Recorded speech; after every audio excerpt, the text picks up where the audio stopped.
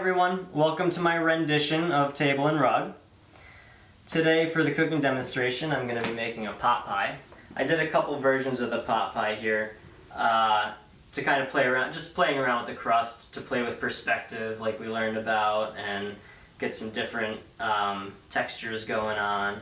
So that was a fun little project. I'll show you guys how to make the crust in a second. The origins of pot pie are unknown, but a lot of people claim that it came from ancient Rome, and it was definitely very popular back then. It was said that they would put live birds underneath the crust, that when they cut into it, these live birds would fly out and make for this big, extravagant Roman feast.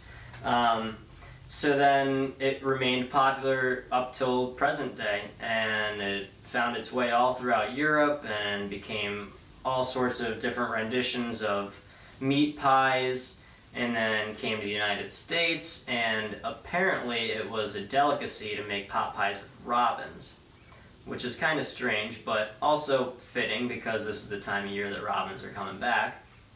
I imagine it would take a lot of little birds to fill a pot pie though, but to each their own. An honorable mention is Lancaster pot pie, known as slippery pot pie. They don't actually use a crust, it's kind of the same filling, but then they mix in these large square noodles. So it's more of a noodle than a pie crust. So it's kind of they're passionate about it too. Their interesting little take on slippery pot pie, they call it. But today I'll be making a traditional pot pie. Not quite traditional because the recipe I'm giving you is going to be a traditional pot pie with chicken. I'm making this one all vegan, so I put tofu in it, and the crust that I made was vegan.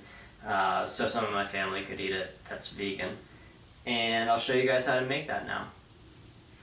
Alright, so we're going to start with the pie crust first. I have my bowl with the flour in it that I'm going to mix in.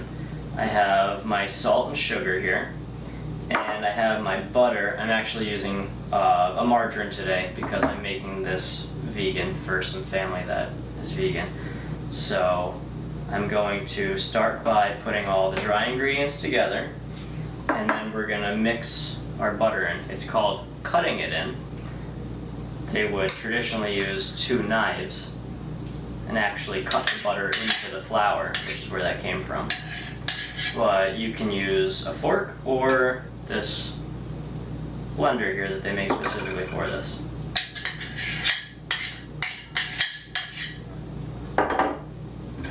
So we're just gonna cut it in.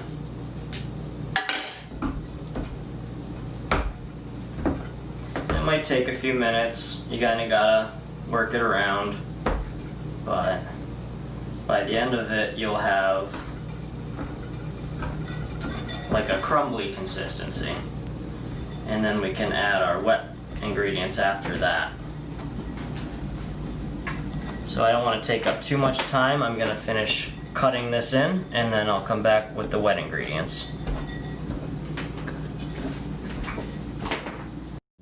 So now you can see we've reached the right consistency here with our crumble.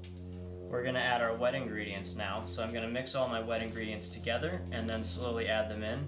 And I'm not going to overmix the dough because it'll develop too much gluten and get tough. So we're going to start with our wet ingredients here. I'm going to add an egg.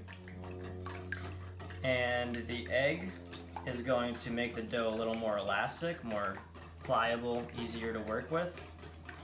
And we're going to add our ice water to get that dough to the right consistency. And we're going to add a little bit of vinegar.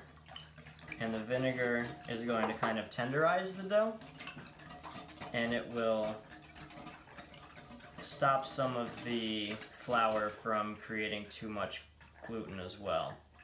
So we're going to add this all in with a fork and try not to overmix it.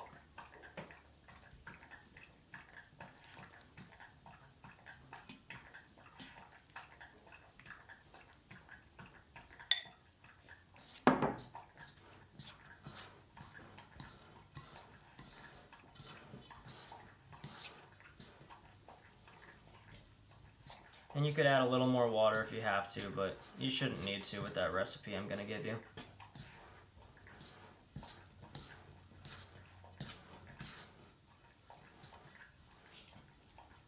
And it's okay that it's a little crumbly, it'll kind of come together. We're going to let it rest for 15 minutes in the refrigerator before we use it.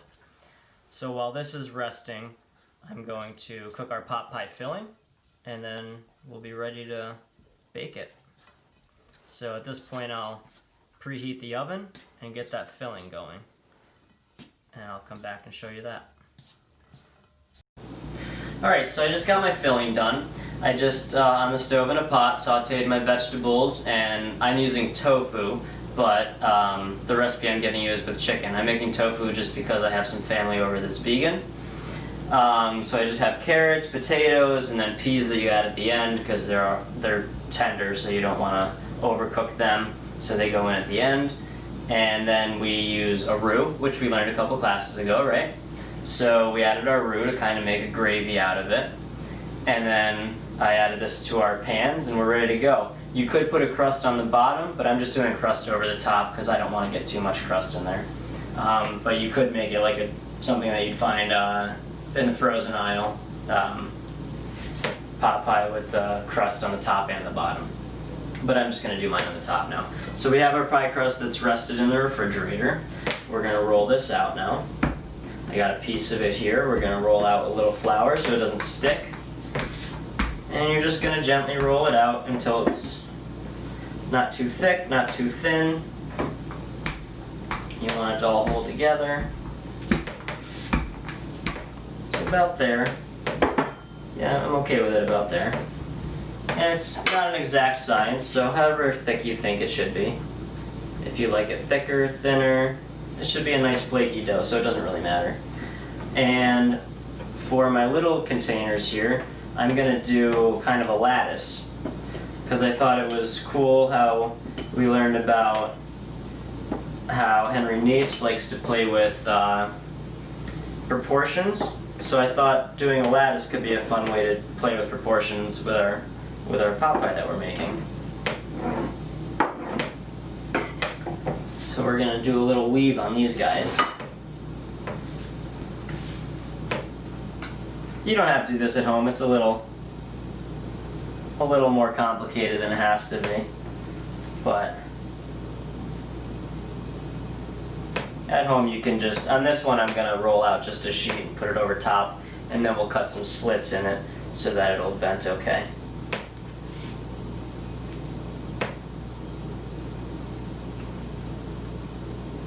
So we're just going to do kind of a little basket weave here, make it interesting. This is how I would do it in a restaurant.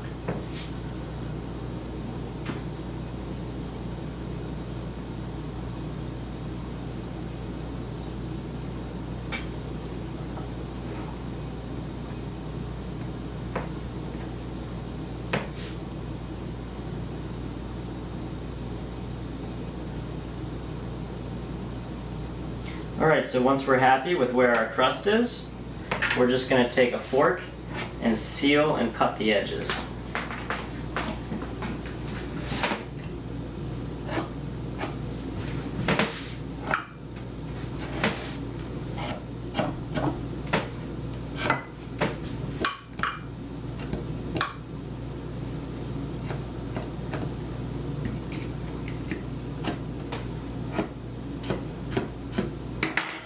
And that will be ready to go in our oven.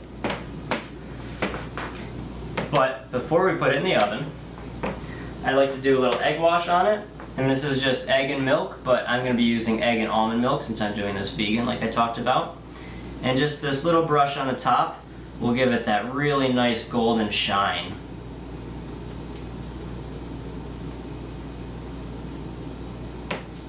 And there you have it.